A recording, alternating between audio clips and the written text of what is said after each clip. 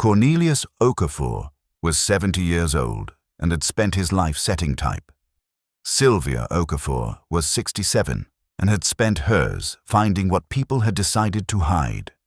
They had been married 39 years, and they had never published anything they were not certain was true. On a Monday in September, they paid $500 for an abandoned building on Depot Street in Ware Station, Georgia, that the Ware County Development Authority had been trying to sell for 14 years. The Ware County Commissioner, a man named Burton Reese, told the local paper he hoped they had gone in with their eyes open. What Cornelius said to Sylvia when they found the sealed press room was this: "Someone locked this door with intention. There is a difference between a room that was forgotten and a room that was hidden. What was inside that room had been waiting since 1948, and one page of it was going to ask them the hardest question either of them had faced in 39 years of working together. But I need to take you back to the beginning. The building on Depot Street in Ware Station, Georgia, had last been used as a commercial laundry in the 1980s before a fire in the back storage area had damaged the rear section, and the owner had taken the insurance settlement and moved to Savannah and not looked back. The fire damage had been confined to the storage area and the rear washroom. The front 2/3 of the building, the commercial street-facing section, had not burned. It had simply been locked and left, which is a different kind of damage and the slower kind. The Ware County Development Authority had acquired the property through a tax default in 2009 and had listed it twice without attracting a buyer. The most recent listing described a brick commercial building, circa 1910, with fire damage to rear section, street frontage intact, requiring significant remediation.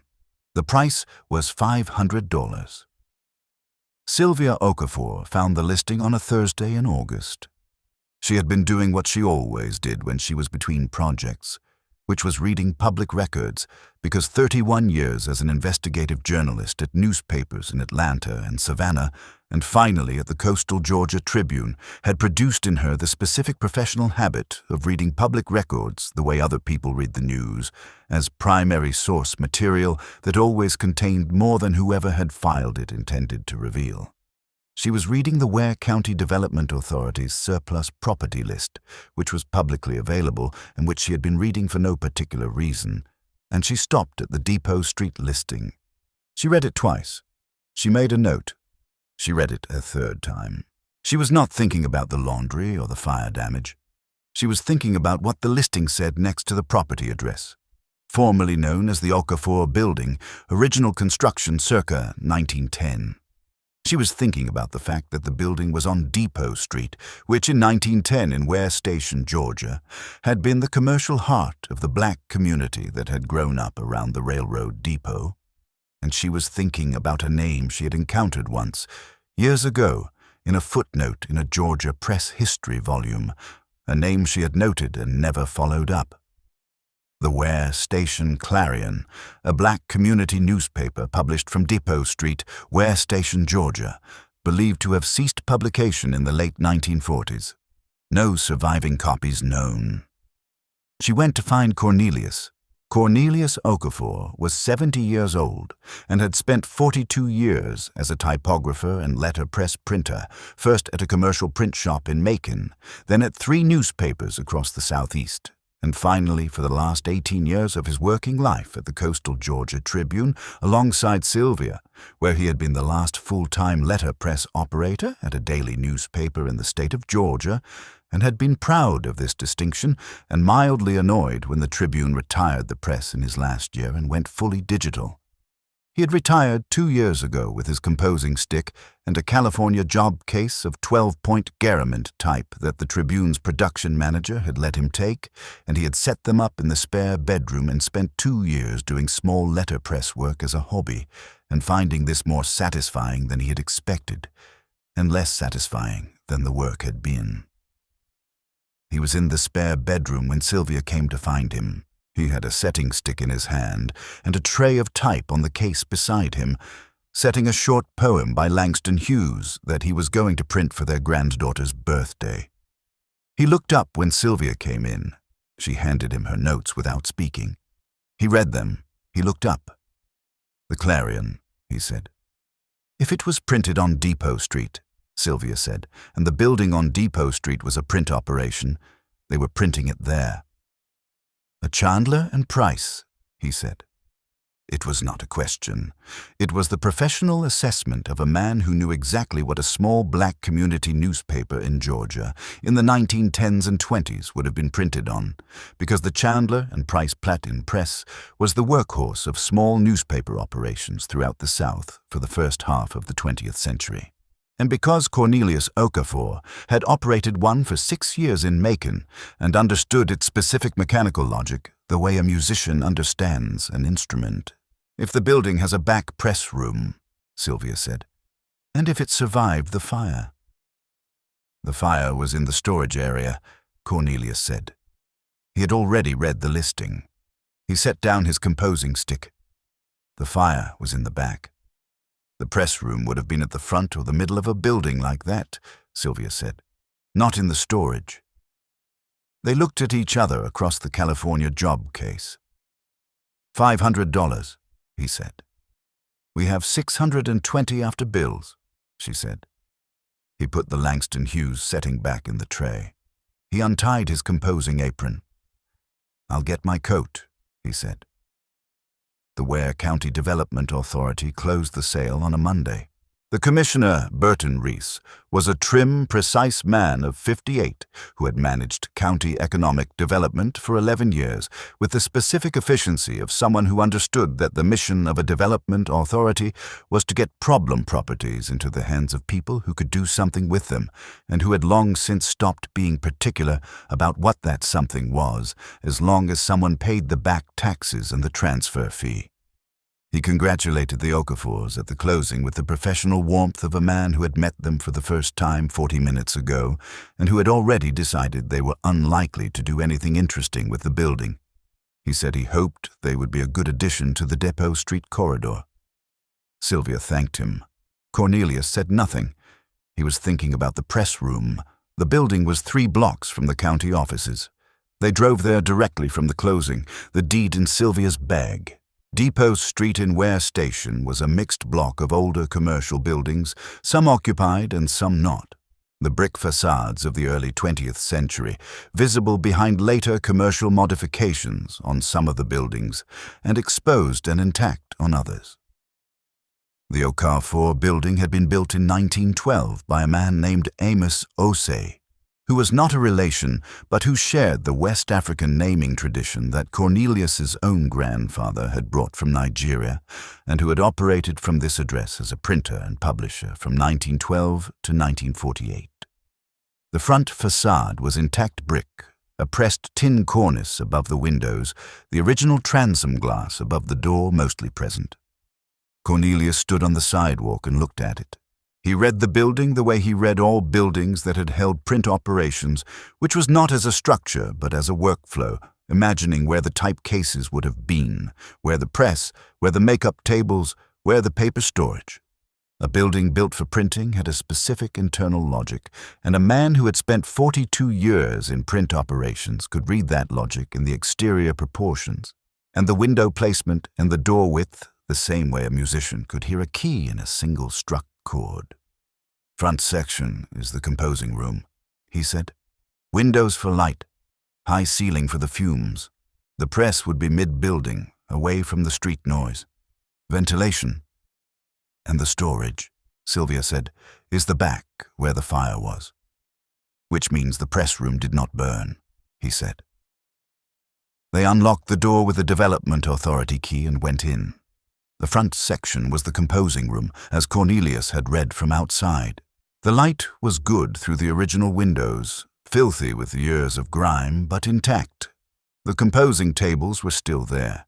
3 of them, the original iron and timber benches with the angled top surfaces that held the job cases during setting.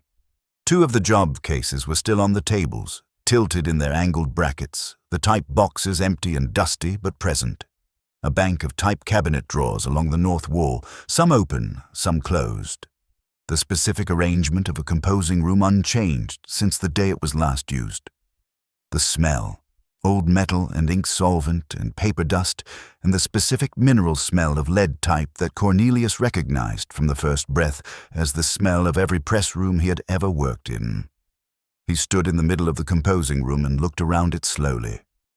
His face was doing something Sylvia had not seen it do in 2 years, which was the specific quality of complete absorption that it had when he was in a working print environment.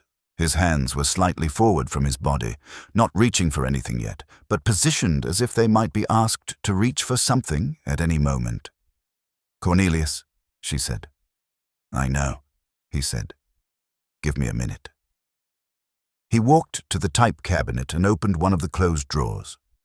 Inside, a full California job case of type, the compartment still loaded with lead type in a serif face, dusty but present. He lifted a single piece of type from the capital C compartment and held it between his thumb and forefinger, reading the face and the size with the fingertips of a man who has spent 42 years identifying type by touch. He turned it to read the type body. 12-point Caslon, he said. They were a Caslon shop. He set the piece of type back carefully and closed the drawer. He walked toward the middle of the building. There was a doorway in the internal wall, the door itself gone from its hinges, the opening hung with a heavy canvas curtain that had been tacked into the doorframe at some point, faded and stiff with age, but present. This was the light baffle that protected the composing room from the press room's lamp, standard practice in any shop where photosensitive materials were sometimes used. He pushed the canvas aside. The press room was intact. The Chandler and Price Old Series Platen press sat in the center of the room, bolted to the floor on its original mounting, its flywheel dark with oxidation, but present and complete. It was a 10 by 15, the right size for a newspaper operation of this scale, the specific model that had been the standard of small newspaper production for 3 decades. The chase was in the press, locked. The ink disc was darkened with dried ink. The feed table and delivery table were in position. The press had been shut down in the middle of a run, or at the end of one, and locked, and the room had been closed behind it, and nothing had moved since. Cornelius stood in front of the Chandler and Price and was entirely still for a long moment. Then he reached into his shirt pocket and took out his composing stick. He held it in his right hand. He put his left hand on the flywheel of the press, not turning it, just resting his palm against the cold iron, the specific gesture of a printer greeting a press the way another person would greet a colleague. "She is intact," he said. He said it quietly and to himself, and Sylvia heard it from the doorway. Sylvia was not looking at the press.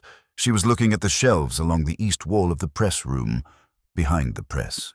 The shelves were heavy timber, built into the wall, and on them were stacked flat bundles, newspaper bundles, flatted editions of a newspaper, each bundle tied with cotton twine that had dried and stiffened with age but had not broken, the paper of each bundle visible at the edges. Brown with age, the ink on the visible edges faded but present. The bundles were organized on the shelves by date, the tags on each bundle legible in the light from the press room window. She stepped past the press and went to the shelves. She looked at the nearest bundle. The tag read, "The Ware Station Clarion, Volume 8, 1920, January through June." She looked at the next bundle, Volume 8, 1920, July through December. She looked along the shelf. Volume after volume, year after year, organized in order from left to right, from the earliest at the left end to the most recent at the right. She walked to the right end of the shelving, the last bundle on the last shelf. The tag read, "The Ware Station Clarion, Volume 36, 1948, January through final edition." She stood for a moment, then she looked at the floor of the press room at the base of the shelving. On the floor, partly obscured by decades of dust, was a single piece of lead type. She crouched and picked it up. She turned it over in her fingers, reading it the way Cornelius read type, by touch and by the shape of the face. The letter C. She walked back to where Cornelius was standing at the press and put the piece of type in his hand. He looked at it. He read it with his fingers. He looked at Sylvia. "The Clarion," she said. He closed his hand around the C and put it in his shirt pocket next to his composing stick. He did not say anything about this. He simply put it in his pocket, which was where it needed to be. "The complete run," Sylvia said, looking back at the shelves. 1912 to 1948. 36 years of a black community newspaper that everyone said was lost. She looked at Cornelius. It was never lost. Someone brought it in here and put it on the shelves and closed the room. "Amos Osei," Cornelius said. "Or someone after him," Sylvia said. "No," Cornelius said.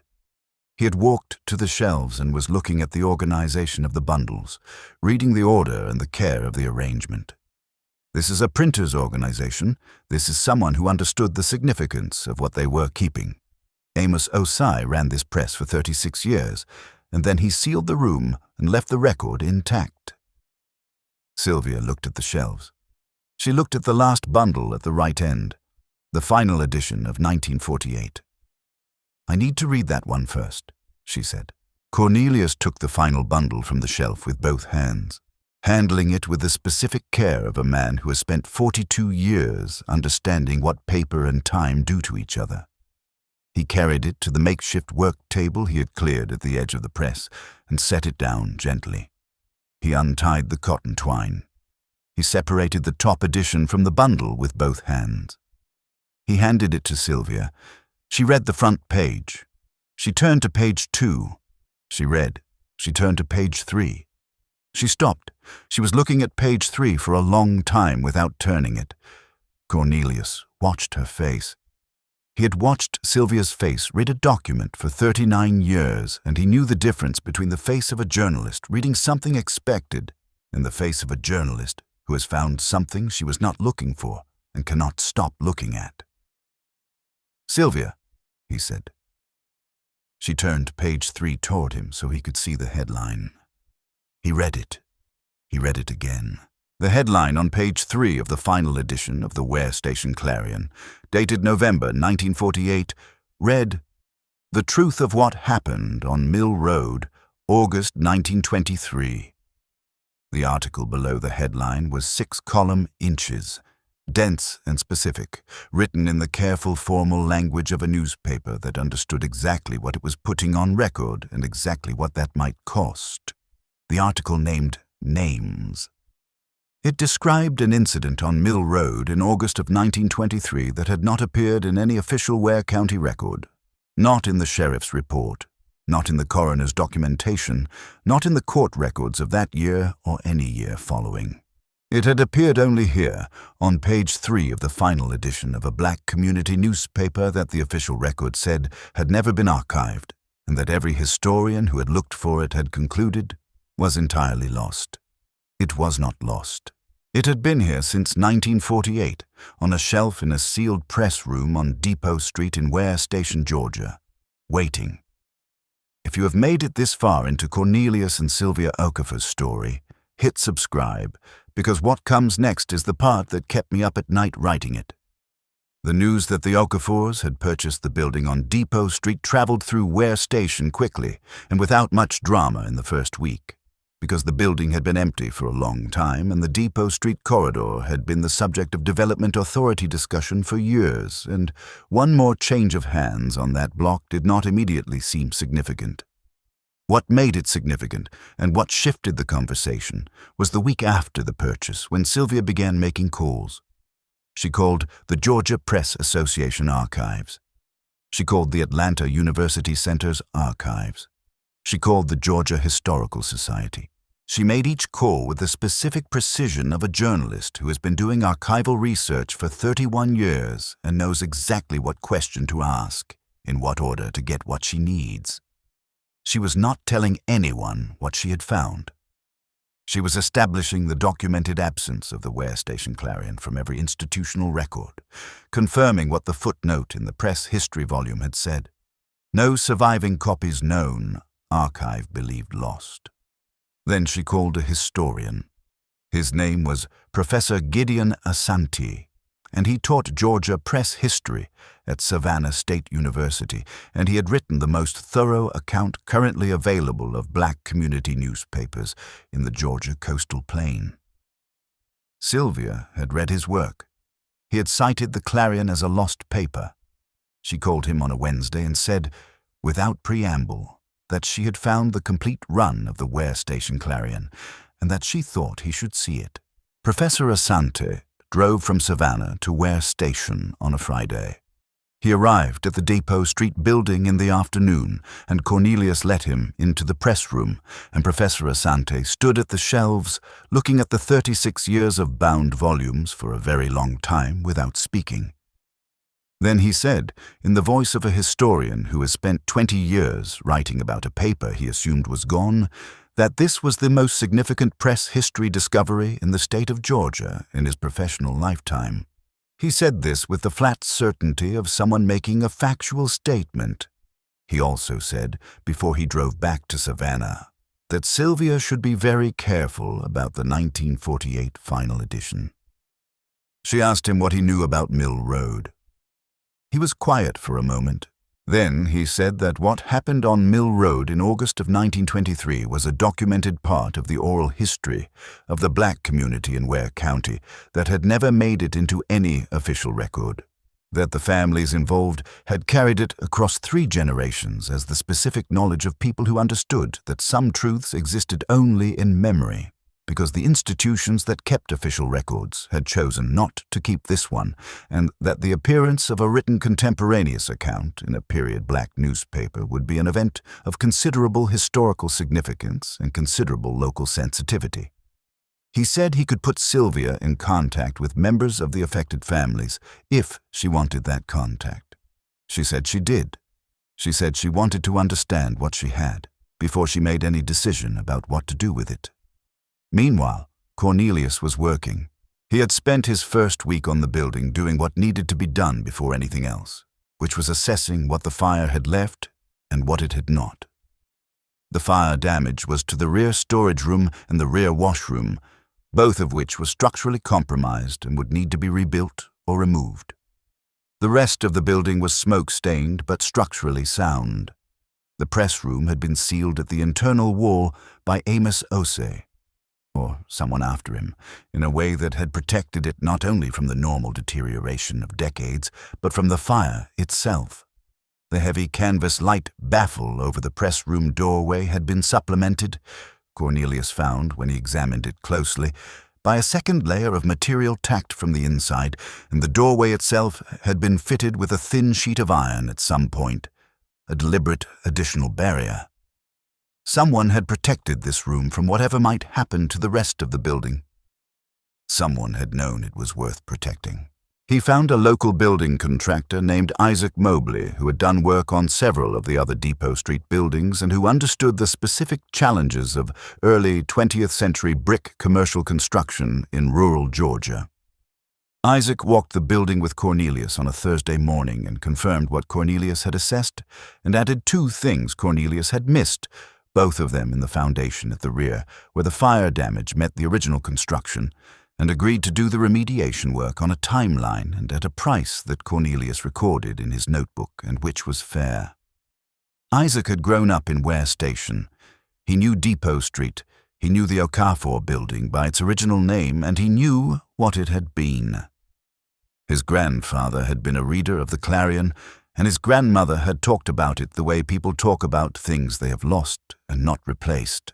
When Cornelius showed him the press room, Isaac stood in the doorway for a long moment before he came in, and then he walked the room slowly, not touching anything, reading it the way Cornelius had read the exterior from the sidewalk, as a space with a history and a logic, a space that had been used for something specific and that had not forgotten what that something was. He stopped at the shelves where the bound volume stood. He read the date tags without reaching for any of the bundles.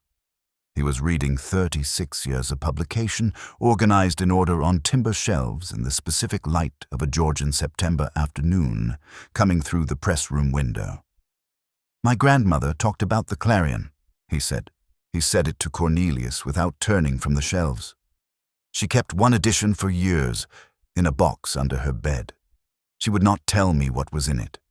She said that one day there would be someone who could do something with it, and until then it was safer where it was. He paused. I do not know where the box went after she died. Cornelius looked at the type cases. He thought about a woman keeping a newspaper edition in a box under her bed for decades, not because it was valuable in the way that collectibles were valuable, but because it held something true that had no other resting place, and because she understood, in the way that communities understand things that institutions refuse to record, that the truth has to live somewhere while it waits. We are going to print it again, Cornelius said. He had not discussed this with Sylvia yet. He said it as a fact that had arrived in him without being decided, the specific certainty of a printer standing in a press room that still had type in its cases and a press on its floor and 36 years of a community's record on its shelves. Isaac looked at him. He looked at the press. He looked at the shelves. He said that if they needed an extra pair of hands, he would be glad to help. This was how Isaac Mobley became the first ally. He came back the following Monday with his tools and his son, and they began the remediation work on the rear section, and Cornelius worked alongside them on the days when the building work needed his specific knowledge of the press room and its relationship to the rest of the structure, and the work moved forward in the specific way that work moves forward when everyone doing it understands what they are building toward. The letter arrived in October, 6 weeks after the purchase, addressed to both Cornelius and Sylvia Okafor at the Depot Street address. The return address was a law office in Atlanta. The letter was from an attorney representing a man named Harlan Greer, who was identified in the letter as the grandson of Elmore Greer, whose name appeared in the November 1948 edition of the Ware Station Clarion in connection with the events described on Mill Road in August 1923. The letter was thorough and its argument was specific. It acknowledged that the Okafors had legal ownership of the building and its contents. It did not dispute this. What it argued at considerable length was that the publication or republication of the specific article in question would constitute defamation of a deceased individual under Georgia law, based on the assertion that the account was unsubstantiated by any official record and that republication of it in any form, including as a historical document, would cause measurable harm to the reputation of the Greer family and to Harlan Greer personally. It requested that the edition in question be sealed and that no reproduction or quotation of its content be made public. Sylvia read the letter at the kitchen table at home. She read it twice. She had been a journalist for 31 years. She understood defamation law. She had covered cases where it applied and cases where it had been invoked to silence things that needed to be said. She understood what unsubstantiated meant as a legal term, and she understood that the absence of official documentation was not the same as the absence of truth, particularly when the absence of official documentation was itself the story. The Ware County Sheriff's records from 1923 said nothing about Mill Road. The coroner's records from 1923 said nothing about Mill Road. The court records said nothing. The official record was a silence that had been maintained with specific effort for 100 years, and the Clarion article was the only document that had ever refused to honor that silence, and Harlan Greer's attorney was now asking her to extend it. She sat with the letter for a long time before she touched her phone. She was thinking about what Amos Ossie had known when he set that article in type in 1948. The specific knowledge of a black printer in Georgia in the year 1948 of what it meant to put something like that in print and put your name on it and deliver it to the community.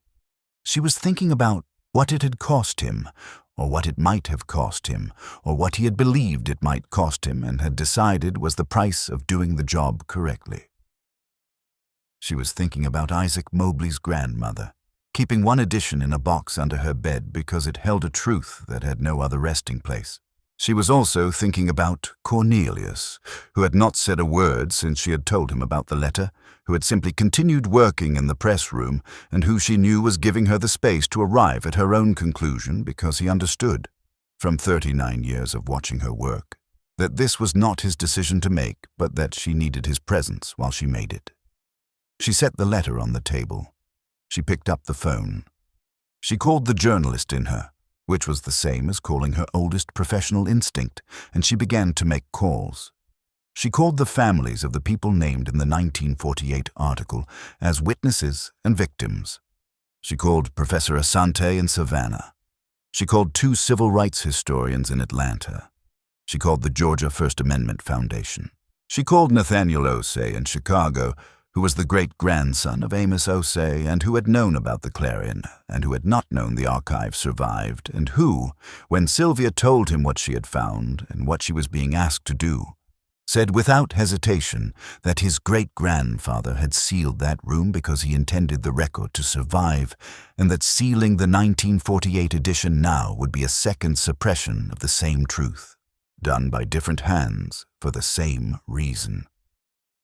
Cornelius listened to all of it from the doorway of the room where Sylvia worked, the same way he had listened to 31 years of her working through a difficult story, with the complete patience of a man who understood that this was not his decision to make, but whose presence was required. On a Tuesday evening in November, Sylvia sat at the kitchen table with all of it in front of her. The legal letter, her notes from the family interviews, the historian's assessment, the Georgia First Amendment Foundation's opinion, and a copy of page 3 of the November 1948 edition of the Ware Station Clarion that she had made the day the archive was found and kept in a folder marked November 1948 in her careful journalist's hand. She picked up the page 3 copy. She read it again, the way she had read it in the press room on the first day, completely. Then she looked at Cornelius in the doorway. Amos Osei printed this in 1948, she said. He printed it knowing what it could cost him. He printed it because it was true and because the official record had made it disappear, and because he believed a newspaper's job was to say what had happened regardless of what the official record preferred. Then he sealed the room and left it for whoever came next. She set the page down. We are whoever came next. Cornelius looked at her from the doorway. He reached into his shirt pocket. He took out the lead type C. He held it between his thumb and forefinger. Then we print it, he said. The response to Harland Greer's attorney was a letter drafted by the Georgia First Amendment Foundation and signed by Sylvia. It was 4 pages long. It cited the specific legal precedents governing republication of historical documents and made the argument, with technical precision, that a contemporaneous account in a period newspaper, preserved in its original archive, constituted historical documentation and not defamation, and that the suppression of historical documentation on the grounds of reputational harm to the descendants of individuals named in it had no precedent in Georgia or federal law. It also noted that the Ware County families who had carried this account in oral history for 3 generations had been contacted and had expressed their support for the publication of the complete archive, including the November 1948 edition. Harland Greer's attorney did not respond further. The restoration of the building took 5 months. Cornelius and Isaac Mobley rebuilt the rear storage section from the foundation up, using brick salvaged from a demolished building 2 blocks away that matched the original Okafor building brick closely enough to read as continuous. Cornelius handled the interior of the press room himself, cleaning and preserving, and where necessary, repairing the equipment with the specific discipline of a letterpress printer, who understands that the difference between a press that works and a press that looks like it works is not cosmetic. The Chandler and Price required a new drive belt, a replacement for 2 cracked rollers, and the specific lubricating attention of a man who understands that mechanical equipment sealed for decades does not simply resume operation when asked. Cornelius sourced a replacement belt from a letterpress supply operation in Cincinnati. The replacement rollers he turned himself on a lathe he borrowed from a machinist in Waycross named Beaumont Sykes, who had heard about the press and who drove over one Saturday specifically to see it, and who stayed for 4 hours helping Cornelius work through the roller problem. contributing the machinist's specific knowledge of metal tolerances that Cornelius's printer's knowledge did not cover and did not pretend to.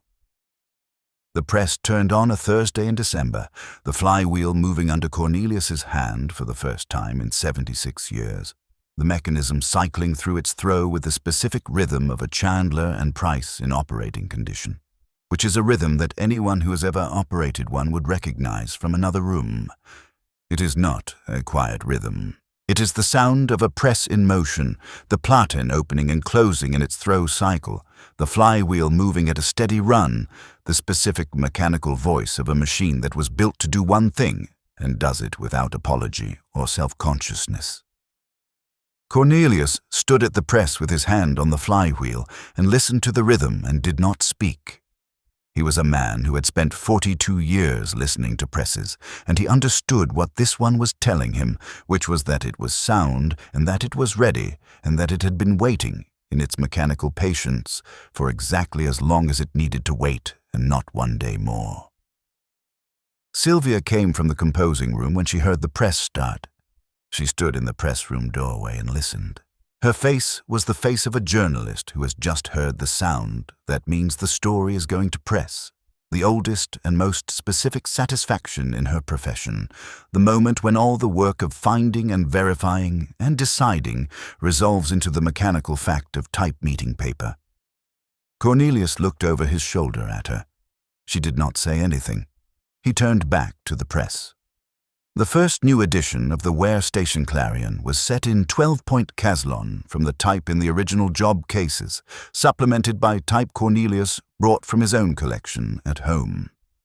He composed the front page by hand, the way the original editions had been composed, standing at the composing bench with the setting stick in his left hand and the type in his right, letter by letter, the specific physical meditation of hand composition that no digital process had ever replicated, and that Cornelius had missed for 2 years, more than he had admitted to himself. Sylvia wrote the lead article. She wrote it in the voice of the Clarion's original masthead style, the formal declarative English of a black community newspaper in the early 20th century, and she wrote it as a factual account of the discovery of the archive and the decision to resume publication and the significance of the Ware Station Clarion to the history of Ware County and the black community of Ware Station across 36 years of publication. She wrote the final paragraph of the lead article herself, in the kitchen at 2 in the morning, and read it to Cornelius the next day, and he said it was right. The complete archive of the Ware Station Clarion, including the November 1948 edition, was announced for public access at the Ware County Public Library, in partnership with Savannah State University's Press History Archive, on the same day the first new edition was printed. Professor Asante wrote the scholarly introduction to the digital archive. Nathaniel Ose flew in from Chicago for the announcement. The Ware County families whose history was documented in the November 1948 edition were present, and 2 of them spoke. Burton Reese came. He came to the press room on the afternoon of the printing, after the official announcement, when the public event was over and the press was still running, and Cornelius was at the machine, and Sylvia was at the composing bench, and Isaac Mobley was working the delivery, and Professor Asante was in the corner with the archive open, and Nathaniel Ose was watching the press run with the expression of a man watching something his great-grandfather built come back to life. Reese came in and stood at the edge of the room and watched the Chandler and Price work through its cycle and said nothing for a few minutes. Then he came to find Sylvia at the composing bench. "I said structural issues," he said, "when you bought the building." "You did," Sylvia said. She did not look up from the type case. "I meant the building," he said. "I did not know what was in it." "You could not have known," she said. He was quiet for a moment. "I should not have said what I said to the Gazette, about your eyes being open." He said it the way a man says something he has rehearsed and found difficult and is saying anyway. "You saw something in that building that I did not see. I was wrong about what it was." Sylvia set down the type she was holding. She looked at Burton Reese with the direct assessment of a journalist who has spent 31 years deciding what people mean when they say things, and whether they mean what they say. "Come and look at the press," she said. She walked him to where Cornelius was at the Chandler and Price, the flywheel turning, the platen throwing and returning in its cycle, the new edition of the Clarion feeding from the press in the specific rhythm of a working newspaper. Reese stood beside Cornelius and watched the press work. "What does it say?" Reese said, "about the edition coming off the press." Cornelius handed him a fresh printed sheet. Burton Reese read it. He read the front page, the lead article by Sylvia, the masthead with the Ware Station Clarion in Caslon typeset by Cornelius's hands. He turned the page and read page 2. He turned to page 3, where the November 1948 account had been reprinted in full with a scholarly annotation by Professor Asante and a statement from the Ware County families. He read it to the end. He folded the paper and held it in both hands for a moment. "This happened," he said. It was not a question. "It happened," Cornelius said. "Amos Osei printed it in 1948, and we are printing it now. That is 76 years between the first time it was in print and the second, but it is the same truth both times." Reese nodded. He held the folded paper against his chest with both hands. He didn't put it down. He took it with him when he left. After the press had run its full edition and the stack of new Clarions was on the delivery table and the press room was quiet with the specific satisfaction of a completed run, Cornelius cleaned the press with the methodical care of a man who has respected machinery for 42 years, and Sylvia put the composing tools back in their places, and Isaac Mobley wiped down the chase and the type and went home, and Professor Asante and Nathaniel Osei left together still talking. The building was quiet. Cornelius reached into his shirt pocket. He took out the lead type C, the one from the press room floor, the one he had carried in his pocket since the day they found it, the one Sylvia had picked up from the dust and put in his hand. He held it in his fingers one last time, reading it by touch the way he had read it on the first day. Then he walked to the press. He opened the type cabinet beside the machine.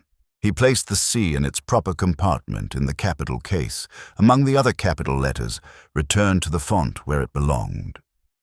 He closed the cabinet. He stood at the press for a moment with his hand on the cabinet. Then he turned to where Sylvia was standing at the composing bench watching him. "It is back where it belongs," he said. She looked at the type cabinet. She looked at the press. She looked at the stack of new Clarions on the delivery table, the ink still carrying the specific warm smell of a fresh letterpress run. A smell that was the same in 1948 and was the same now and would be the same whenever someone ran this press again. "Amos Osei closed this room because he could not protect what was inside it," she said. "He could only preserve it." Cornelius looked at the press.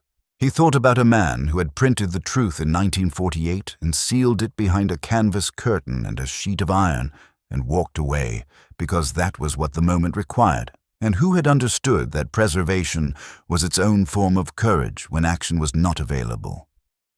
"We could protect it," he said. "So we did." That was what $500 had bought. Not the building, not even the press.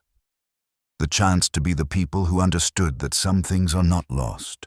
They are waiting for someone with the right hands and the right stubbornness to come along and let them back out into the light.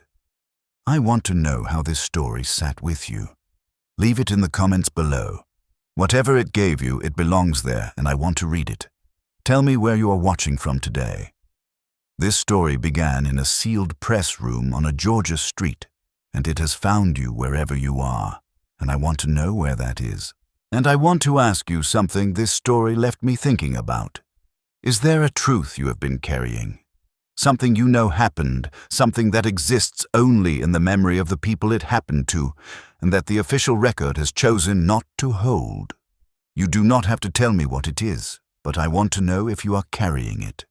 Because the communities that carry those things are doing something that matters, even when nobody is watching. They are being the record when the record refuses to be itself. Tell me about that, if you are willing. This community holds those stories with the care they deserve. Thank you for being here for Cornelius and Sylvia. The next story is already waiting, and I think it will stay with you.